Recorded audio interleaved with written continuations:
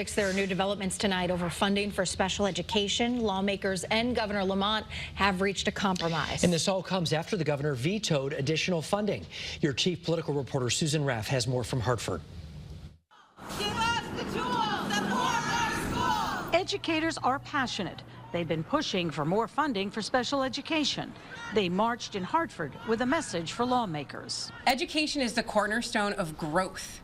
It is the investment we make not just in today, but in the future. But things were quickly changing. Just hours after Governor Lamont vetoed $43 million to help schools pay for special education, a compromise was reached. And I think when we had a chance to really just sit down and kind of understand each other, I think people realized it wasn't exactly perhaps what somebody else thought it was. Lawmakers were prepared to override the governor's veto, but House Speaker Ritter says that won't be necessary.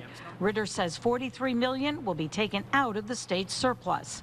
This after Lamont said Monday he was vetoing the funding. I think it's a wrong way to budget. Pay now, buy it now, pay later. We'll figure out how we're going to do it. As for Republicans, they've been on board with spending more on special education. They joined Democrats last week to pass a bill to give funding this year. Last spring in the budget we proposed, it was over $100 million.